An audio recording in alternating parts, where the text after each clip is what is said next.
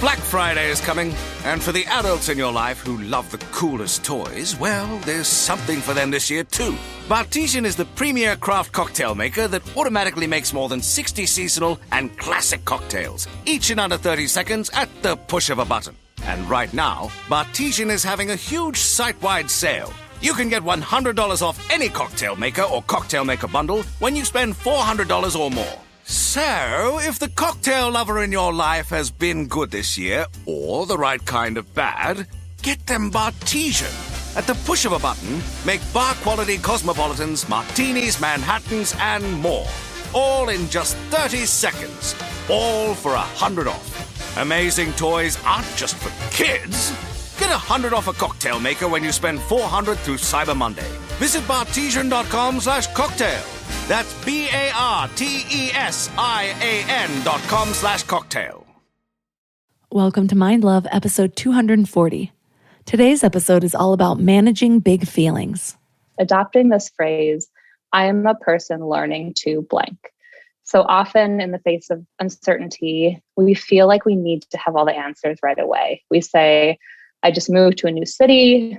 I need to have friends. I need to be thriving. I need this to be like the best experience of my life on day one. And so by switching our mindset and instead saying, I am a person learning to settle in a new city, learning to build new relationships. I'm a person learning to live through a global pandemic. I'm a person learning to cope with a lot of anxiety. It just allows us to give ourselves some much needed grace. And then also shift our mindset to more of a learning mentality as opposed to this, like, I'm beating myself up, basically for having a really unrealistic expectation that I need to know everything there is to know right now. Turn up your frequency with Mind Love. Bite-sized brain hacks for seekers, dreamers, and doers. It's time to give your mind a little love with your host, Melissa Monti.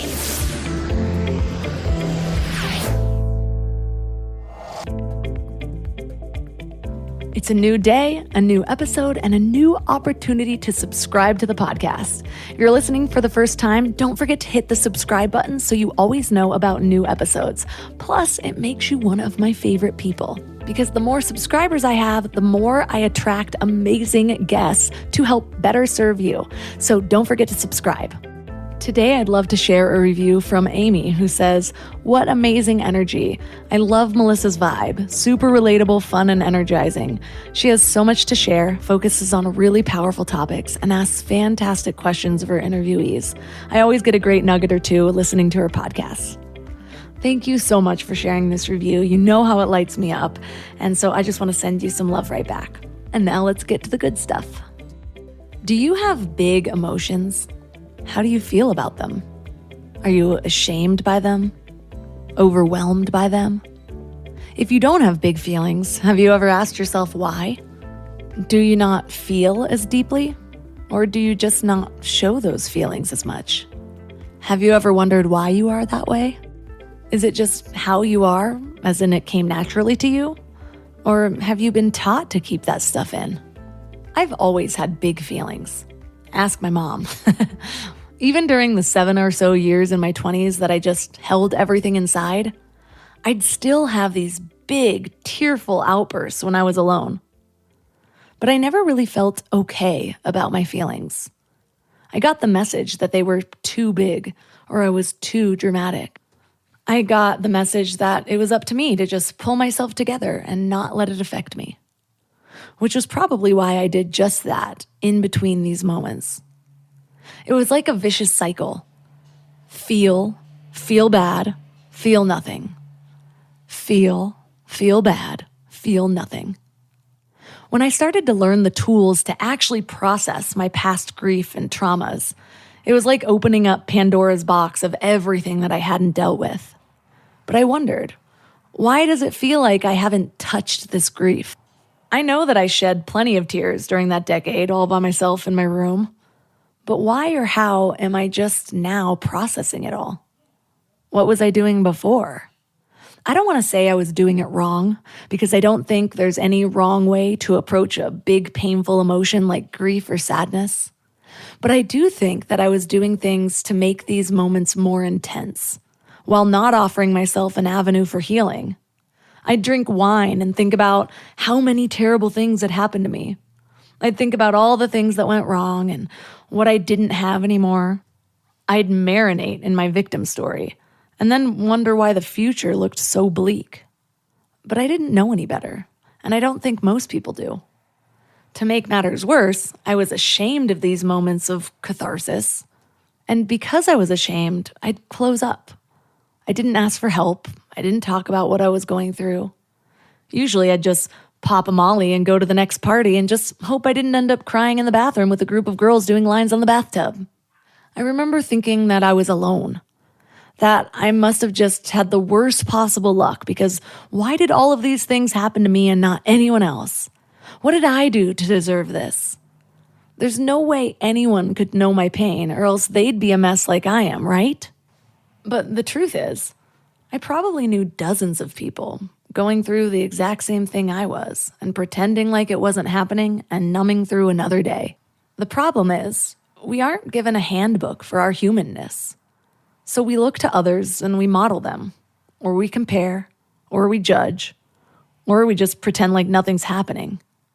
And then we suffer in silence and wonder why things don't get a whole lot better. But if we're all going through the hardships of life, it doesn't have to be that way. Even if you're not big on sharing your emotions with others, there are ways to help that emotional energy move through you rather than getting stuck. And that's what we're talking about today. Our guest is Liz Fosslien. She's an expert on how to make work better and co-author and illustrator of the best-selling book, Big Feelings, and the Wall Street Journal bestseller, No Hard Feelings. Her work's been featured in Good Morning America, New York Times, The Economist, Time, TED, and CNN. And she's given keynotes about emotions at work organizations like Google, LinkedIn, NPR, and Spotify. So 3 key things we will learn are the 7 most common big feelings and how to move through them, how to put a positive spin on envy, and how to bust perfectionism by replacing avoidance goals with approach goals. Plus, honestly, so much more. This entire episode is a toolbox. Before we go deep today, I want to give you a little gift, and I want to give it to you every single day. It's called the Morning Mind Love. I know how life can be. You're all fired up after an inspiring episode, and then a new day or a new challenge comes at you, and it's just hard to keep up that energy. Well, the Morning Mind Love is kind of like an oracle from your higher self to help you start each day with a positive focus. Plus, when you sign up, you get 2 free gifts, a 30-minute binaural meditation and 30 days of journaling prompts to help you remember who you truly are. And it's all completely free. So join over 9,000 people and go to mindlove.com to sign up or text the word morning to 33777.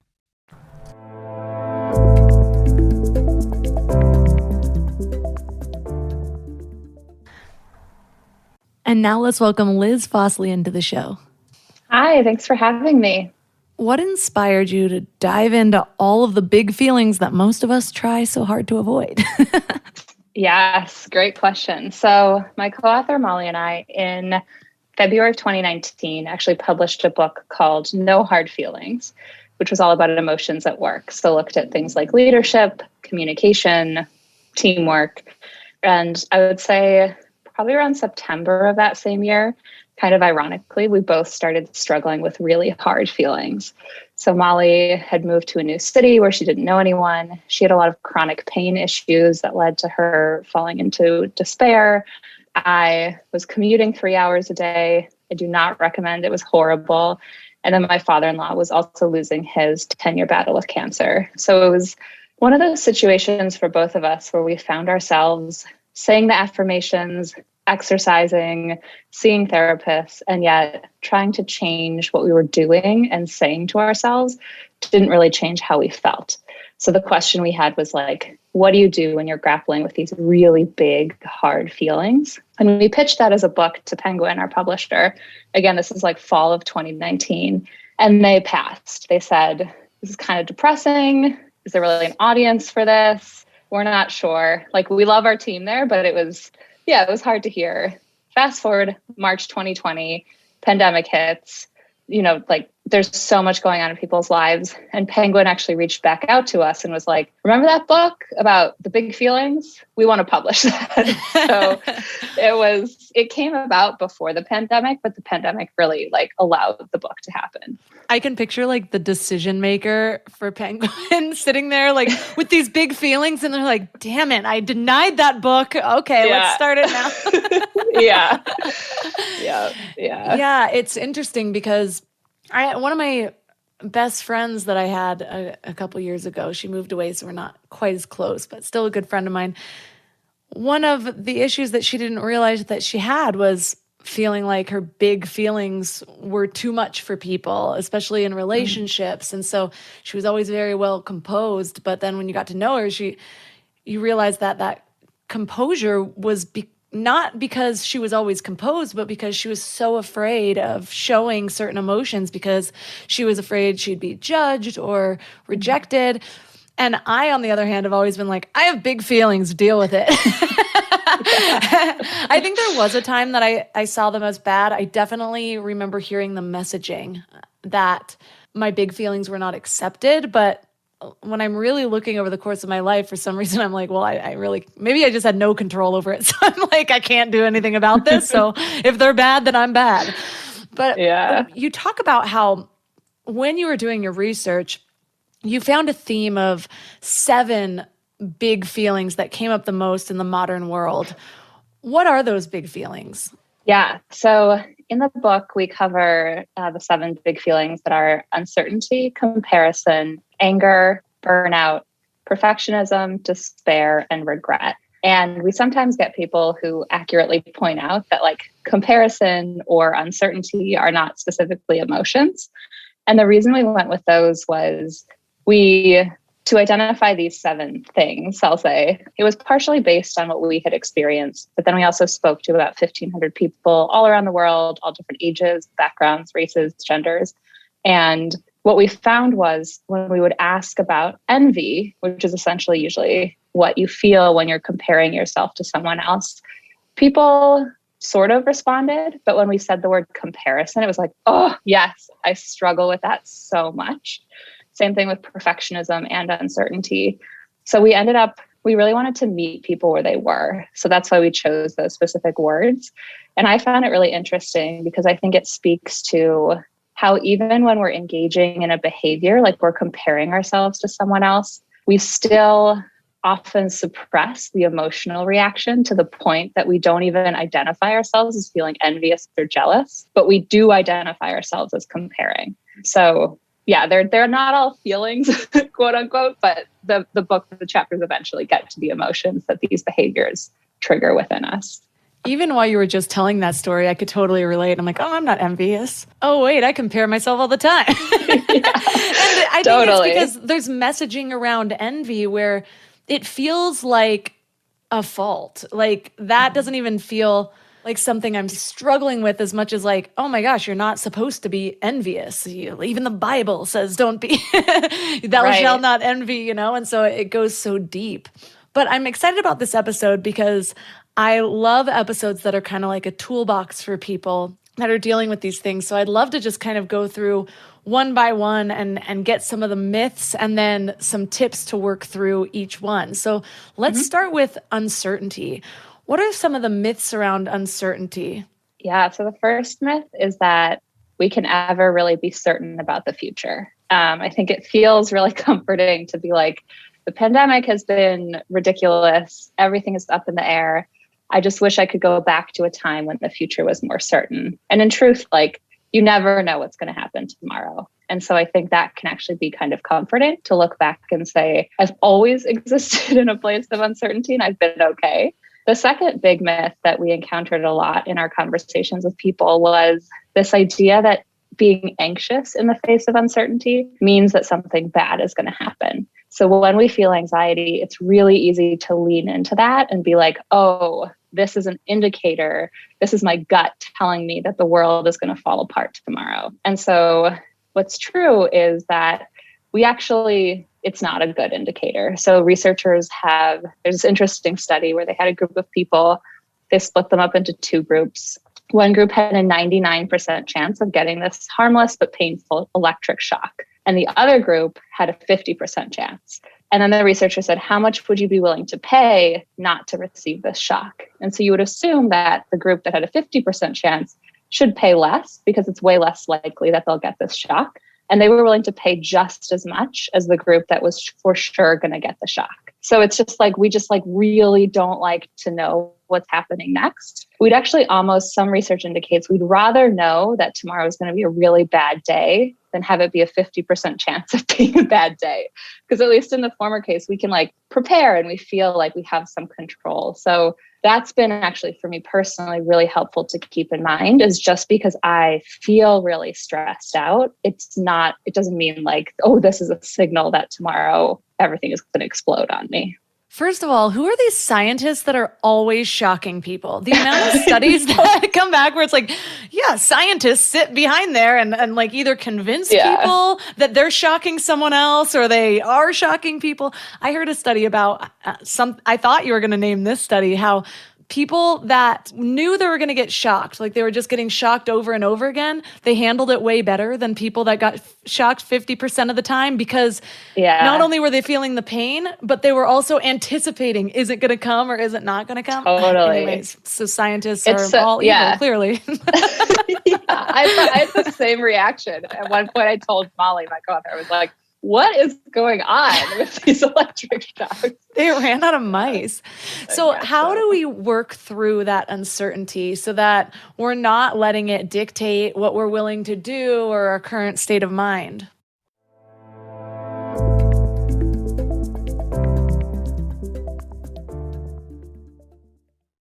This episode is brought to you by Etsy. Oh. Hear that? Okay. Thank you. Etsy knows these aren't the sounds of holiday gifting. Well, not the ones you're hoping for. You want squeals of delight, happy tears. How did you? And spontaneously written songs of joy. I am so happy. Oh yeah, oh yeah, oh yeah. Okay, the song needs a bit of work, but anyway, to get those reactions, make sure everyone on your list feels heard with handmade, handpicked, and designed gifts from small shops on Etsy. Gifts like personalized jewelry, custom artwork, cozy style items, vintage pieces, and home decor to celebrate all of your favorite people and their specific kind of special. For original gifts that say, I get you, Etsy has it.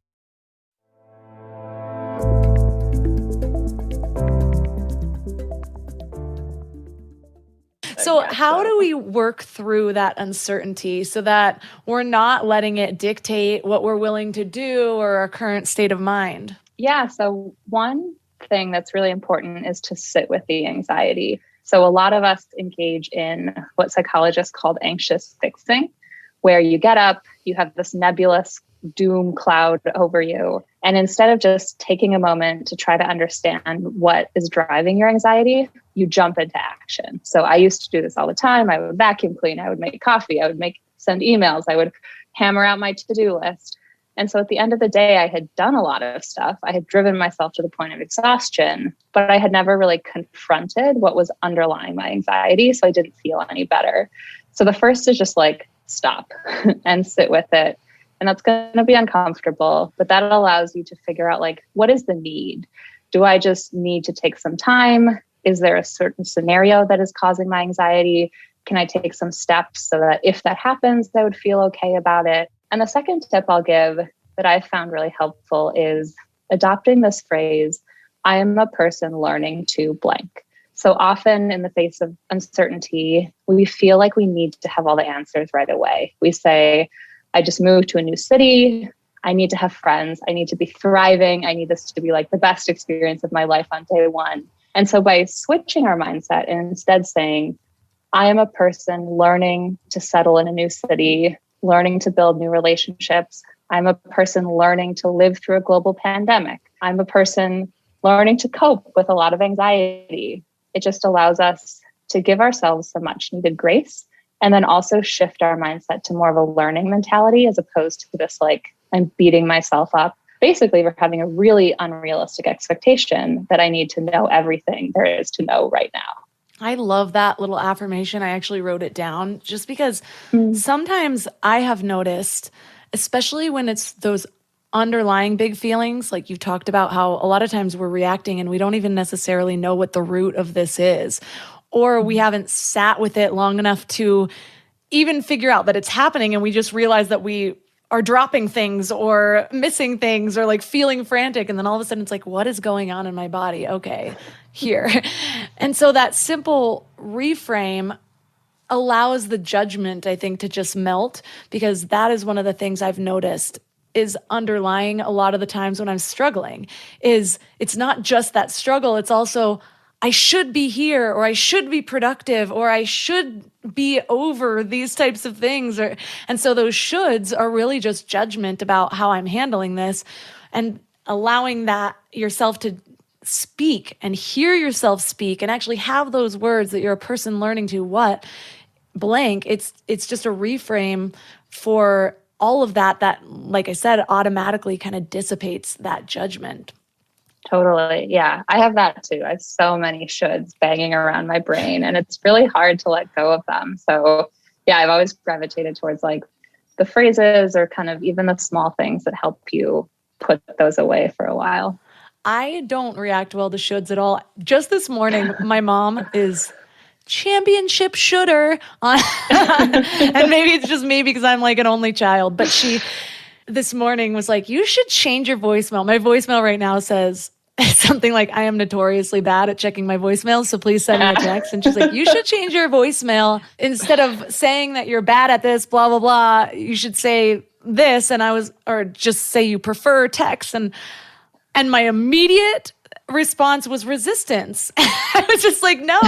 And then I actually stopped, and I was like, I ended up using her suggestion, but back at her, I was like, which I agree with her, focus on the strength. I'm better at text. So I get where she was coming from, but the way it was framed, I was just like, nope. And so instead I was like, I respond better to suggestions when they're not framed as things that I should do. Like, that's very constructive. So comparison now. We already sort of touched on comparison and the link to envy. What are some of the myths about comparison? Yeah, I think the first myth is that what you see is what's going on in someone's life. And so this is very true on social media. People usually present, especially on like an Instagram, the most curated version of themselves. So you are now comparing yourself lying on the couch, like eating Doritos, to someone like in, Italy having the time of their life. And you just assume that like everyone's constantly on these amazing vacations. Why aren't you? So you're only seeing someone's highlight reel. But this is also true in life. So not just on social media. If you're at a party, if someone gets promoted, you're not seeing them when they're really sad on a Sunday night alone in their room. So again, it's easy to only compare yourself to what's visible and then forget about all the invisible things people might be going through. And then the second myth is that envy is bad. I think especially women, I've definitely had felt this. There's this like women should support other women. And so to be jealous of someone else is really, really bad because you don't want them to succeed. And that's not necessarily true. Like, if you envy someone, usually it actually means that they have something you want. And so especially at work, that's useful to know. Like if you envy someone in one kind of job, but not in another, you probably want job A and not job B. And that can help you guide your career path. I personally, when I first started working at a previous company, there was this woman that I was really envious of. She just seemed like so confident and creative and amazing. And she actually ended up still is like a really good mentor for me. Again, because it was like, oh, she has something that I want for myself. Like she's really figured some of this stuff out. And instead of beating myself up for envying her, I was like, this is a signal and I should just ask her if she can help me in my career. And that worked out really well for me. So I think it's again, I'll probably say this a lot throughout the episode, but not judging yourself and instead trying to see what that emotion is telling you. I love that. We can basically use that feeling of envy rather than beating ourselves up about it, but to pinpoint the things that we value. Mm-hmm. Yeah. That's awesome. Like we talked about, so often judgment is our default. And so it's going to take a while to be like, okay, I'm feeling envy. Oh man, now I'm judging myself for the envy. Wait, where is this coming from? Even something like shifting it to, one of the things that I use when I'm feeling that sort of envy is I shift it to gratitude. I like what you said even better because it gives me clarity at the same time. But I have been stopping and being like, oh, how amazing is it to be surrounded by people that are doing this, because it's just showing me what's possible. It's making it more likely that I could potentially accomplish that because I'm seeing it normalized. And so sometimes it's difficult to be around somebody who has everything that you want. But at the same time, it's like, if you had never even seen that, you'd barely know it was possible. And you would doubt yourself even more every step of the way towards potentially reaching that. So I love that one. Yeah. I was talking with a friend about very similar, and she gave this advice that I have found super useful, which was also saying like, I haven't done that yet. So if it's like, oh, they got promoted or they went on this vacation, instead of just feeling sad, you're like, well, I haven't gotten promoted yet. I think often we also compare ourselves to people who like have been in the workforce 10 years longer than we have, or, just are just had a lot more experience in a certain place. So keeping in mind that the future is still wide open for you. And just ticking away like one step at a time. Before you know it, 10 years goes by. I was actually just telling somebody how long I had been doing yoga, and I hadn't really told anyone that in a really long time. And so I was like used to saying 4 years. And then I looked back and I was like, it's been 15 years. And now in every room, I'm pretty much the longest yogi. So yeah, that time goes so fast if we're just focused on the journey rather than that big gap to where we want to be. So the next one is anger. What are some of the myths that we have that make anger more difficult for us? Yeah, the first is that there's like a specific event that triggers your anger. So I think it's really easy, like your partner loads the dishwasher incorrectly and you just kind of lose your temper and it's like, oh, it's the dishwasher. And usually it's not just the dishwasher, it's like you haven't slept well, or you've been arguing about something else, or it's like it's the 15th time that they loaded the dishwasher in the wrong way. So I think we tend to, when we have a strong reaction, really focus on the moment in which we had that strong reaction. But it's really valuable to take a step back and be like, okay, what's the broader context? Because that's going to let you figure out like, I really need to have a conversation about this other thing, or I haven't eaten at all and I need to eat something. Like, this advice, like never go to bed angry, which I hate. I think just like go to bed angry because sometimes you're tired. There's so many times when I just feel myself at night, like starting to pick fights. And I'm just like, okay, I'm like a toddler. Like I just need to be put to bed. I don't need to like be over here, like starting boxing matches because I'm cranky and tired. So I think that's a big one. And then, same again of casting aside the judgment. Like anger is really evolution's way of indicating that there was a violation. And so with many people I spoke to, they said like, especially women or people from underrepresented groups, they were like, I'm not actually an angry person. I don't feel anger very much. And then as we talked more, it would come out that they just had really been suppressing it to the point where they weren't even aware because they just didn't want to present themselves as angry, or they were afraid to. So I think, again, it's like, you shouldn't really lean into the emotion and like lash out right away, but it's totally fine to feel upset when someone has violated your boundaries. I had this epic visual of like, your partner, you throwing a fit and your partner being like, she's overtired and just like taking you to bed. He will actually very nicely. He's learned he has to be very gentle, but he'll be like, Liz, do you want to go to bed? And I'll be like, okay. Yeah, I can imagine using that with a partner too, giving them grace. Like I was just going through something similar. The dishwasher example just made me laugh because I think I just used a similar example. Like, why can't my husband put the Tupperware away right? Like it's been like that for 2.5 years. The rectangle ones are on the one side and the square ones are on the other. Why are they all mismatched? It's like the easiest shape sorting. My toddler can do it. But anyway, it was funny because Yeah, I was like semi-frustrated about that. And then he like kind of snapped at me. And then I was like, wait, I'm hungry and he's stressed about a webinar he's about to hold. I'm going to give us both grace and just step out. Totally. Yeah. It's also funny going back to like some people who don't identify themselves as angry. Like it's really useful to understand your anger triggers. So if you know when I'm hungry, I tend to be more cranky. And if you don't know what your triggers are, ask the person you live with or someone who loves you. And they will immediately, like my husband, I asked him this and he was like, oh, you hate loud chewing. Like you will lose your mind if someone's chewing gum next to you. And I was like, that's true. I had not been aware of that in myself. So if you need to figure out what it is, someone around you will be able to tell you. I know that you teach about understanding your expression styles to better communicate your feelings. Is that sort of what you're touching on right now? Yeah, so there's different kinds of ways to express, especially anger. Like there's generally also different ways of expressing emotions. So at a baseline, we tend to be under emoters, over emoters, or even emoters.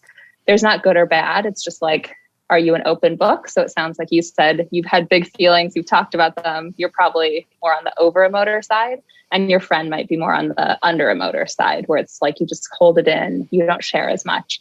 And similar trends show up in anger. So there's kind of 4 tendencies we talk about. There's the anger suppressor. So this is the person who often doesn't identify themselves as someone who ever gets angry, and they really bury their feelings. And this isn't healthy because suppressing your anger usually just comes out in kind of unhealthy ways. So this is where it's really useful to figure out like, what are my triggers? How can I more tune into this emotion so that, again, you can take healthy steps to move away from it, to feel better. Projector, these are people that express their anger pretty aggressively. So this is someone who probably needs to put some more time between the event and their reaction. Like you don't want to be punching holes in the wall. You don't want to be, I always say words are like toothpaste. Once they're out, you can't put them back in the tube. So you don't want to just like lean in right shitting on somebody's bed, Amber Heard. Yeah, it gets dark. Her next partner is like, what's your expression style? Yeah. She's like, yeah. I would say not healthy. And then anger controller is kind of similar to suppressor. Like these people know that they're angry, but they're just really trying to control it. And then the healthiest that we should all aspire to be is an anger transformer. So this is someone who accepts that they're feeling angry, understands what they might need to feel better, and then takes steps to get to that better place. That all makes so much sense. And I think the most important part is, again, realizing that this is a big emotion that is not bad, that doesn't necessarily mean judgment. There's so many ways that we can gain information from that anger and even use it to fuel change or spark creativity, which I know is another thing that you teach. So there's so many positive use cases for anger. And if we can get over our own getting stuck in that judgment realm, then we can actually get to those deeper layers to see what's in it for us. So the next one I'm excited to talk about is burnout. I am feeling a little bit of that. I actually just started like mapping out my hours on what I do. I'm like, why do I feel so tired? Like, let me see where I have extra pockets. And I've been writing down the last week and I'm like, oh, because even with childcare help and some help from my husband and having like a whole day on Saturday, I still have my baby for 55 to 65 hours a week. I'm also working 20 to 30 hours a week. I go to yoga like 4 hours a week, and then I walk at least 14 hours a week. I'm like, no wonder I have no time. Yeah. So what are some of the myths that we have around burnout?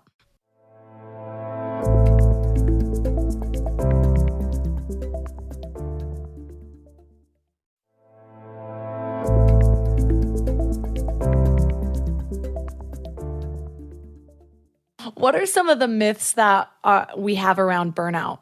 Well, I want to stop for it. Like, I love the sort of time audit idea. I think often we just don't even realize how much we've taken on until we see it's like, oh, wow, 50 hours. That's not a joke. So I kind of want to do that for myself. Wait till you have your baby, because I will tell you around the 8-month mark, it gets progressively more intense to where your whole day is just a giant kettlebell workout. Like you're like swinging a 20-pound child either which way. Like I saw a picture of myself from the back and I'm like, damn, those muscles. Like I didn't even know I was working out. Continue. I know. Well, I'm about like 8 months pregnant right now. And everything is a workout already. Like getting out of bed is like a full-fledged effort where I'm panting at the end of it. So I can't even imagine what it's like having like a wiggling toddler or baby. Yeah. So when it comes to burnout, I think when we talk about burnout, we often just think about like being sick on the couch or just sort of the worst moment of it. And in fact, one of the people I interviewed said that burnout, first, it will actually tap you on the shoulder with a feather many times before it hits you with the bus.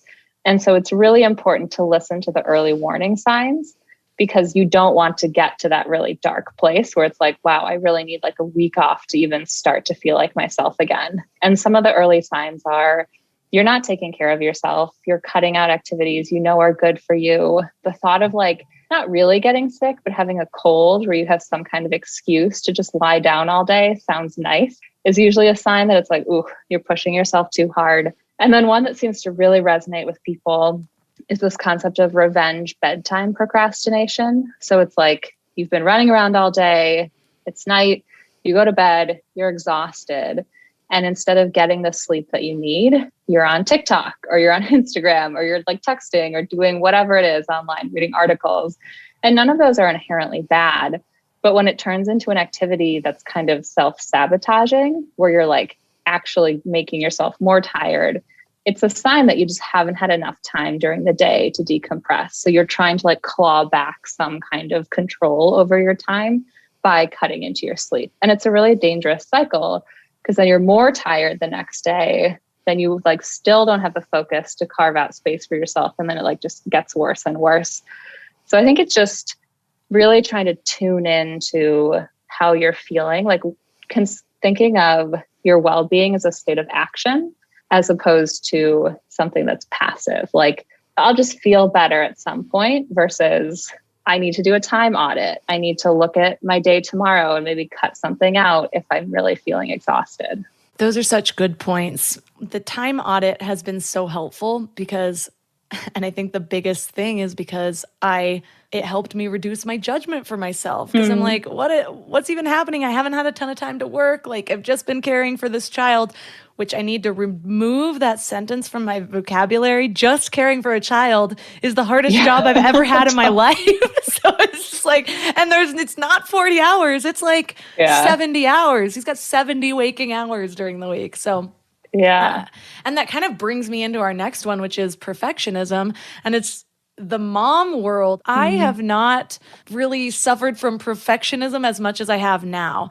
And that's saying a lot because I built a business. And I think that's one of the first things that it started with was being like, this has to be perfect before I get it out. And really understanding the idea that you have to get things out imperfectly because your definition of perfect is just going to keep changing the better you get or the further you get on your goal. And so I already had to work through it with that, started to kind of get a handle on it, still something I have to watch for. But then motherhood comes in and it's just a whole different ballgame because it's this whole lifestyle and every little thing is a decision. And so many moms on the internet are like, there is one right way and I am the one who has it. So what are some of the myths that we hold around perfectionism? Yeah, I think you just nailed one, which is like, there is one right way to do something, or there's like one definition of success.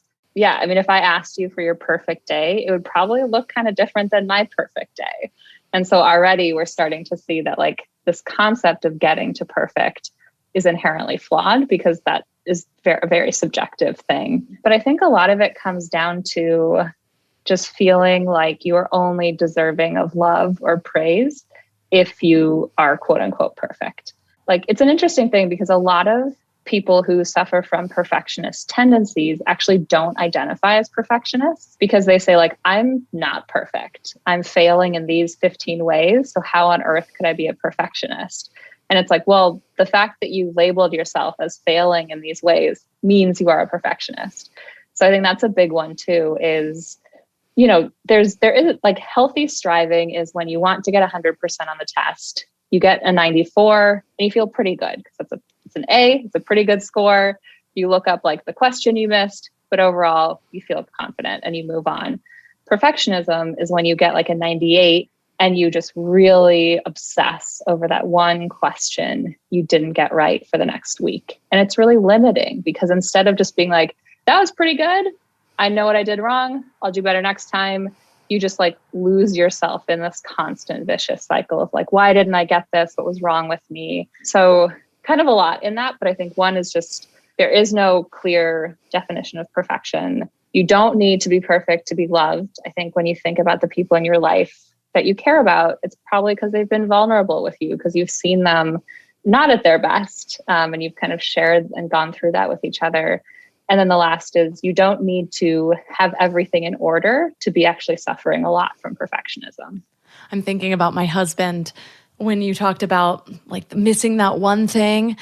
He has two big stories. One of them was way back in high school, and you can tell how deep these things are because the fact that you can still see a little bit of emotion, and it's been a really long time since he's been in high school, and it was with a wrestling tournament. He was like the top. Everyone thought he was going to specific lengths with wrestling, and the helmet that they had ended up being like too small for his head. Long story short, it totally ruined his biggest match, and like it's like this thing he still holds on to. And then it all came flooding back because he was on American Ninja Warrior season 7, and it's a really intense process. They do a whole practice round, like pre-finals, and then the finals go along, and he was like one of the top going through this obstacle course, and the next day his toe touched the water. He didn't even fall, and they X'd him out, and he would be in the shower for months at a time. Every shower would last like 20 minutes, and I'd come in and I'd be like, are you just ruminating over your toe touching the water right now? Like, we need to get out of that. And so one of the ways that you talk about working through perfectionism that I loved is replacing avoidance goals with approach goals. Can you explain how we do that? Yeah. So I used to be like the queen of setting myself avoidance goals. And that is when the goal is not to fail at something. So I've had a lot of social anxiety. So going to a party, I'd be like, I just don't want to be awkward at this party.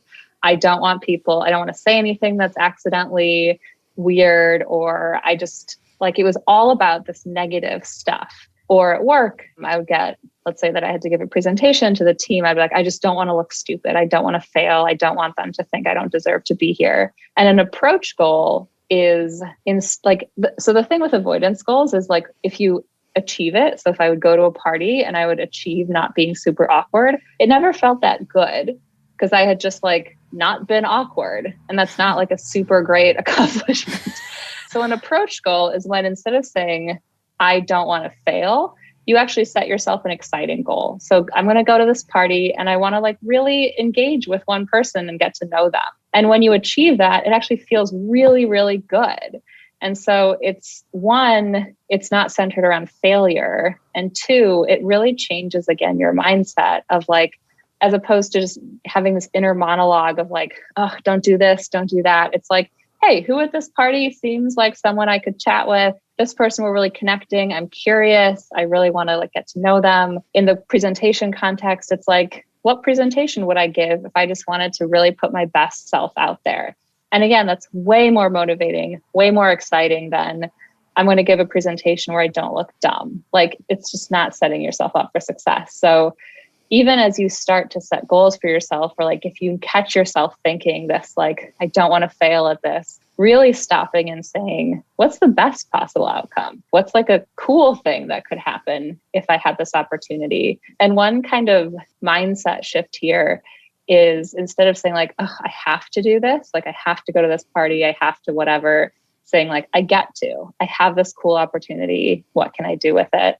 I will say my parents live in Chicago. And after I shared that one with my dad, he called me like all last winter and was like, I don't have to shovel the driveway. I get to shovel the driveway. And I was like, okay, Go, Dad. I was like, it doesn't apply to everything in life. Yeah, but that's his joke goal for the or his joke for the whole dad joke for the whole winter. Yep, got it a lot. I actually was just about to order a tumbler for my husband that says really bad dad jokes because he's totally embracing the bad dad jokes. And it had a 1 star underneath. It's like, whoever designed this tumbler is a genius. So I love that. What are some of the myths that we have around despair? And I know despair is such a heavy feeling anyways. And I know a lot of people who experience despair, especially in the last 2 years. So what are we dealing with as far as myths?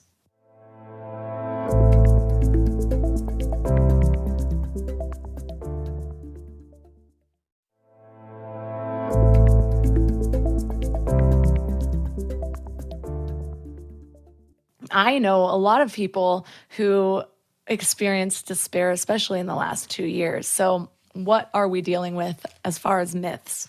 Yeah, I think the first is, so to provide some context, my co-author Molly at the beginning of this chapter shares that she had these really difficult ongoing chronic health issues. And she eventually just started to not feel like she wanted to live. And so she never thought she was going to take action on it, but she had these kind of ideation thoughts.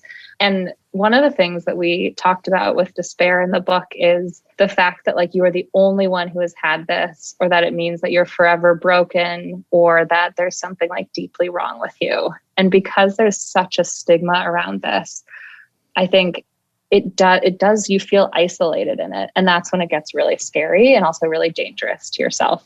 As opposed to, I think if we were all kind of more open around yeah, it's hard. There are days when it's just a struggle to get up, I've had days like that. My co-author has had days like that, and it can get better. It doesn't mean that you will feel like this forever. It doesn't mean that you should or will take action on some of these darker thoughts. But I think it's just so important to hear that message of just even when you look around at people who seem to be thriving and seem to be doing well in life, often you will find that they went through a period of despair. And again, this is not to say just feel better. One day it'll get better. It's not to minimize, often, most of the time you actually do need professional help and you should reach out and get that or contact someone. But I think it's when we put this veil of secrecy around it, that's when we lose sight of the fact that it's fundamental. It's okay, you can emerge from this dark place. I've been there, and it's so scary to talk about because it's hard to even understand what's going on within yourself when you're I don't want to live anymore, but I'm not suicidal, it's shaky grounds to communicate, to hear, and you never really know how somebody else is going to receive that. It's definitely a heavy one. But one of the things that I know you teach, and also that has really been helpful for me, is to realize that your feelings ebb and flow, and this too shall pass. And as heavy as it is, and as long lasting as this moment feels like it's going to be, it's I don't know if anyone's used the Headspace app, but it talks about how it's cloudy and rainy, but there's sunshine just beyond the clouds. It's so hard to remember in those moments, but it is something worthwhile to keep drilling into your head when you're feeling that, because I know it can feel like you're just at the bottom of a hole that you'll never come out of. Yeah, totally. And I think it also makes it less scary to have those feelings. Just to be okay. And this is something we talk about in the chapter too, is the power of this thing called time chunking, where it's sometimes what you need to do is just get through the next moment and get through the moment after that until you can sleep, or until you do get to a place where you're feeling better. And so sometimes it's I just need to make it through this day. In really hard moments, it's I need to breathe through the next minute. Quite literally, that's the thing that I need to focus on right now. So I think it's this combination of, yeah, like you're saying, accepting that there is sunshine at some point, but while you're going through the rainstorm, just focus on the one foot in front of the other. And that's all you need to focus on in those moments. And I know that you also teach setting a really small goal each day. Is that the kind of goal that you're actually talking about, where it's like just breathe through the next minute? Or are you talking about other types of maybe more tangible goals? Yeah, it definitely, it kind of depends on like where you are in despair. Like in the really darkest moments, the goal is like, just hold on, like just breathe through this very scary, like sad moment. And then once you start to feel better, or like, I don't even want to say better, like, but you feel like more capable of doing things. So when I was going through a period of despair, I remember for me, the goal that I had one day was walking around the block. And that felt terrible because I was like, I consider myself a high achiever. I used to be able to do all kinds of things. And today I'm just going to like walk around the block. That's pathetic. And just like getting rid of that and being like, no, today that is the goal. Like you are going to walk around the block. And then usually, hopefully what happens is it kind of starts this positive cycle of like, I did feel a lot better. And so the next day it was like, okay, today I'm going to walk to the grocery store. So when we say set a small goal for yourself, it is really context dependent. And, now like I feel pretty good nowadays. My small goal nowadays is, I'm not even in despair anymore, but I'll still set myself like a daily goal. And it's much more ambitious than walk around the block. But I think it's just like checking in with yourself and doing something that feels like somewhat of a stretch, but will be good for you in the long run. And my addition to that would be to actually write those small goals down, even if it is super small, because there's something about checking something off that makes you feel like you've done something. And I know that it is so easy, even when you have big goals that you're actually accomplishing, it can feel like there's just so much to do. You're still not where you want to be. And there's something about that act of just checking something off, especially if you can go back and look at how far you've come, or look at the fact that you've still done something, even if you feel like crying in a ball on your floor for 7 days. At least you walked around the block 7 different times. So that's helpful. And so our final big feeling that we're going to cover is regret. What are some of the myths that we have about regret? Yeah, the biggest myth that I've seen pop up a lot, especially recently, is this idea that you can live a life of no regrets, and kind of the signing up for life. You can only choose one path, even if it's a really exciting one. And so you're inevitably going to have moments where there's this really good writer who talks about like the ghost ship of your life, where every day you're essentially picking one path. And it's really normal sometimes to stand back and reflect and look at like the ghost ship that was the life you didn't pick, and just imagine like what that life might have looked like. And so regret is just like one of the most universal feelings. Researchers have found that like across societies, across ages, everything, like people just experience regret. So again, you're not alone, and you also can't avoid it. And then the second piece of it is that like regret actually, it's incredibly painful, but it can help you make a better decision in the future. And so it's like sitting with that pain that actually provides the motivation to pick something else next time. So the example I share in the book is my grandmother lives in Europe. My parents are immigrants. And so she died when I was in my early 20s. And growing up, I had always gone with my mom back to my grandmother's house. And it was for me just like so, like I had such good memories around it. And it also felt like a connection to I'm also an only child. So it's like just me in the US. It just felt like a connection to this like family that I didn't always feel like I had. So when my grandma died, my mom and her sister had to make this decision of like, were they going to sell the house? And they didn't know. They were going to go back and kind of figure it out. And my mom asked me to fly back with her. And I had just started a new job, and I said no. I like looking back, like it like makes me nauseated to think about. I like have no idea what the heck was so important that I was like, I just can't leave my work for 2 weeks right now and do this. And so my mom and her sister ended up like selling the house, cleaning it out. And I, to this day, I'm always like, if I become a billionaire for whatever reason, I'm going to buy that house. Like, I just want it back in our family. And the thought of like my mom on this 8-hour international flight by herself, going to pick up the pieces of her mom's life alone with like, it's horrifying to me. But my dad had some heart troubles last year, and my parents again were like, you don't have to come home. And I was like, no, like I'm coming home. I'm dropping work.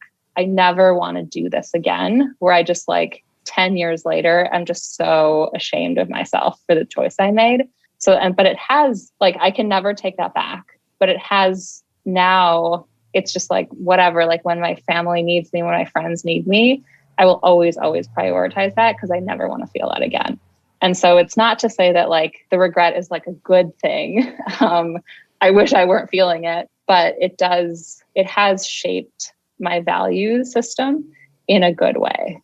I really found some healing in that example, actually, because I have so many things in my life that could very easily be regrettable.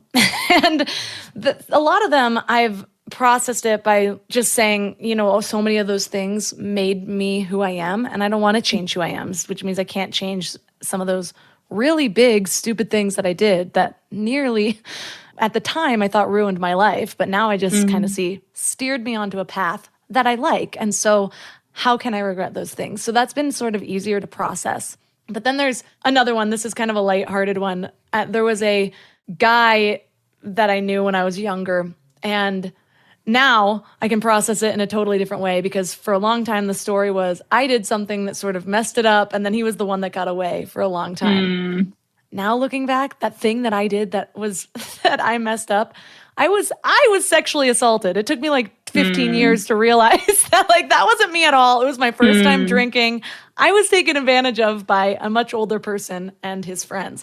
Anyways, that happened, steered this off course, but for a long time, I didn't even really realize we were friends, but I could feel sort of the one that got away or whatever.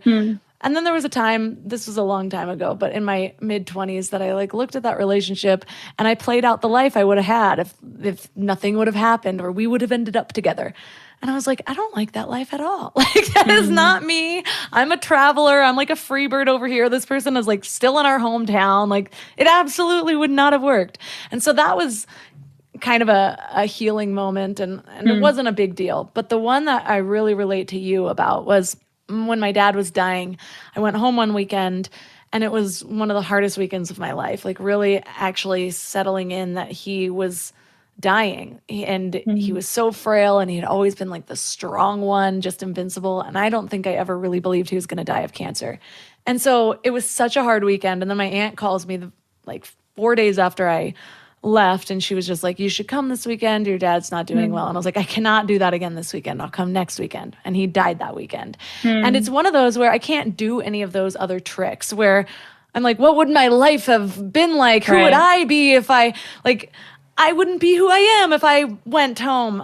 I probably would have a lot of these same things, only I would feel better about myself, And so that understanding, or the lesson that you gave about how it really shaped your values, that's so true for me too, because I will never make that mistake again. When somebody needs me like that, or when I even have the opportunity to show up for people, I know that so often the thing in front of me feels like the most important thing. But as I age, I'm learning more and more that relationships are really the most important part of life. That's so much of our happiness, who we are, just the joy that we find in the everyday moments are because of that connection. And when I need somebody, if I don't make a point to show up for other people, then I'm going to find myself in a situation where nobody shows up for me. So thank you for sharing that part of your story. Oh yeah. Thank you for sharing too. I think in talking to people, I think so many people have similar experiences, and it's really hard, So I think it is it's nice to find some meaning even in that really painful memory. So we have so much to work with here, basically a whole toolbox of tools for all of the biggest things that we deal with, all in under an hour. So, no more problems, everyone. yeah, guys, you're good now. So quit therapy. I am not a therapist. Don't listen to me. Okay. So thank you so much for everything that you've brought to all of these common emotions. I think we all have experiences with every single one of them. So for listeners that are interested in connecting with you, going deeper into any of these emotions and learning about your book, where's the best place to connect? Yeah. So the book is called Big Feelings: How to Be Okay When Things Are Not Okay. And that should be available at any bookseller. And then on Instagram, my co-author and I are at Liz and Molly, MOLLIE.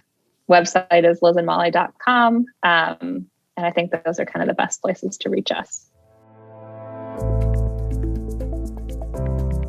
All the links for this episode will be at mindlove.com/240. Your challenge for this week is going to be simple. I know this whole episode was like a giant toolbox of different ways to handle things, but I think one of the most important ways that we can really honor ourselves and our feelings and the guidance that they give us is by first accepting that they're okay. There's so many messages about how to be professional by stuffing away your feelings, or what's appropriate, what's not, what looks broken and what doesn't. And we forget that within all of these feelings is guidance. This is the way our true self speaks to us. This is how we know when we're not okay. This is how we know when something needs to be addressed. And it's really hard to sit there and listen to the wisdom if we're judging ourselves or beating ourselves up about those feelings the whole time. So when a feeling comes up, first just tell yourself, it is okay that I feel this. Whether it's sadness, anger, grief, or even judgment. I judge myself for judging a lot, and I have to remind myself, I am human. This is what we do. We judge. And even that dissipates the energy a little bit that's holding me in that one space. So that's all that you have to do. When you feel a big emotion come up, just remind yourself that that's okay. That could be a little voice in your head that you say that consciously. It could be actually sitting there, putting your hands on your heart, or putting your hands somewhere else on your body that you feel that emotion. And if you'd like, you can take this a step further. Once you're past that acceptance part, ask yourself, what's in this? How is this guiding you? And make sure that it doesn't have to do with somebody else. Like if it's that anger and it's like, how is this guiding you? By telling my husband to do this thing I keep wanting him to do. No, that can be a discussion for later. Instead, ask how your anger is guiding you. How do you want to feel? Are there ways to manage this before you spread it? Is it telling you something about yourself and your boundaries that you need to communicate more clearly later on? No wrong answer here.